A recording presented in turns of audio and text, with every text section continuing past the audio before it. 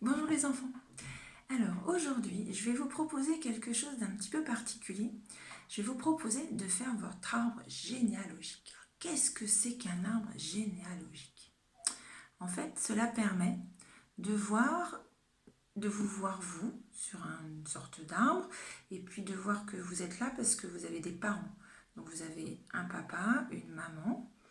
Et puis, votre papa et votre maman, ils sont là parce que eux aussi, ils avaient des parents, ils avaient un papa et une maman chacun. Et ce sont vos grands-parents. Et tout ça, ça s'appelle l'arbre généalogique. Ça veut dire que de génération, nous sommes des générations différentes. Il y avait la génération des enfants, la génération des parents, la génération des grands-parents, des arrière-grands-parents. Et tout ça, on est tous de la même famille. Et l'arbre, en fait, petit à petit, se grandit, s'agrandit. Et pourquoi je voulais vous proposer ça? Parce que dans le livre d'Olivia, vous vous souvenez, il y avait une image où Olivia, elle montrait avec qui elle vivait. Donc elle vit avec son frère, son papa, sa maman, son chat et son chien.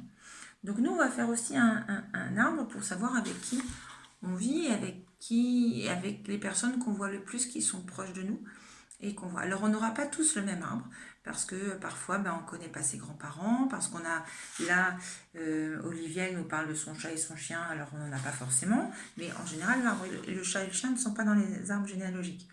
Mais si vous avez envie de l'ajouter parce qu'ils font partie de votre famille, et pourquoi pas, tout est permis, c'est votre arbre à vous, et vous pouvez en rajouter aussi vos frères, vos sœurs, puisque vous avez les mêmes parents. Pour faire votre arbre, alors moi je vous propose soit vos papas, vos mamans ont la possibilité d'imprimer des arbres, vous en trouvez sur internet, arbres généalogiques, et puis vous pouvez les colorier, choses comme ça. Sinon, vous prenez une grande feuille, hop, et puis il faut faire un arbre. Alors il faut faire un arbre, alors il faut lui faire son tronc. Voilà, moi je fais le tronc de mon arbre. Et puis là, après, il faut faire deux branches. Donc d'un côté, il y aura votre papa et de l'autre côté, votre maman. Alors peu importe là le sens.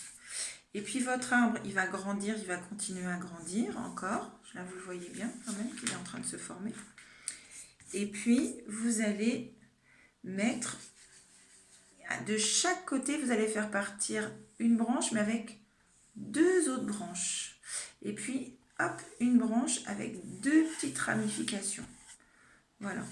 Et là, vous avez une sorte d'arbre avec... Voilà, alors si vous avez envie de le décorer, je vais vous montrer celui que j'avais fait avant. Avec une fourchette, vous pouvez le décorer, puis vous avez l'impression de voir apparaître les rainures de l'arbre, comme le bois de temps en temps, là où il a des rainures.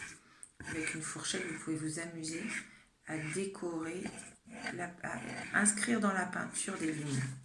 Voilà, ce qui permet de donner un peu de volume à votre arbre. Donc là, voilà, moi j'ai fait quelque chose de vraiment très très simple. Voilà. Le tronc, deux branches au départ, et puis ensuite une grande branche avec de chaque côté deux petites branches. Voilà mon arbre, comme ça, quand je le vois de loin, on a l'impression d'avoir deux yeux et puis une grande bouche qui sourit. Donc il est content. Ensuite, on va faire des ronds. Alors, pour faire des ronds, je vous propose, vous prenez une feuille de papier, vous mettez dessus un couvercle. Avec un crayon, vous faites le tour du couvercle. Et ensuite, vous découpez tous les ronds avec une paire de ciseaux. Si vous n'arrivez pas à découper sur les lignes, pas de souci, vous demandez de l'aide à vos parents, ce sera plus simple.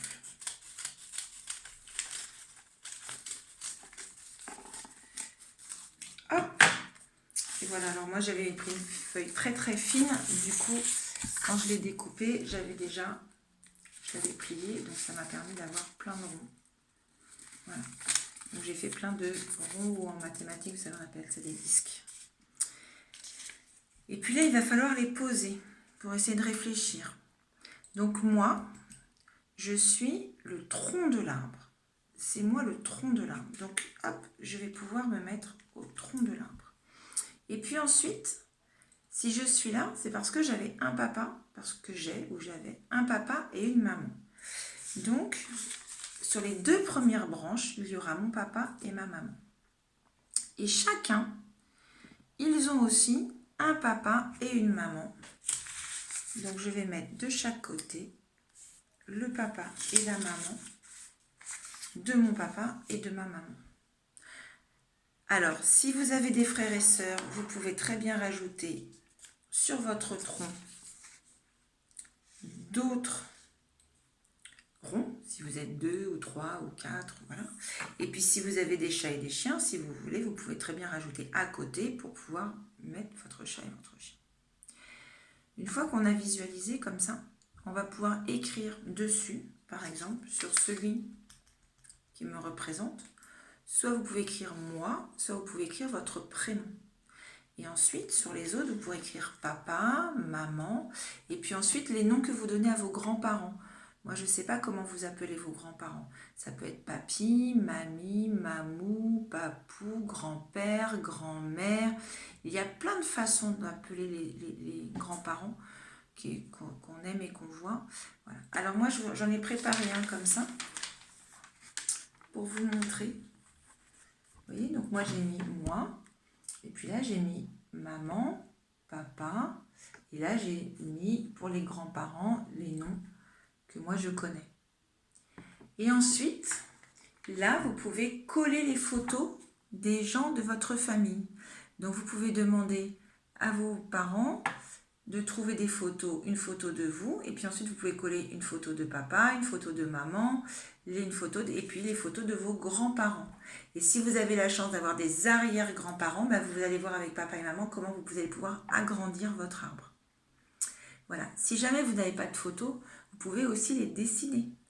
Comment vous vous souvenez de quels souvenirs vous avez éventuellement de vos grands-parents si vous ne l'avez pas vu depuis très longtemps. Vous pouvez dessiner sur ce petit rond. Voilà, donc ça s'appelle un arbre généalogique, ça correspond à notre famille, pour savoir d'où on vient. Donc faites-vous aider par vos parents, par vos grandes sœurs, votre grand frère. Ça permet des fois de parler de la famille et ça fait du bien dans ces moments de confinement, surtout quand il y en a certains qu'on n'a pas vus depuis très longtemps, de repenser à eux. Voilà, je vous embrasse, bonne fin de journée, au revoir.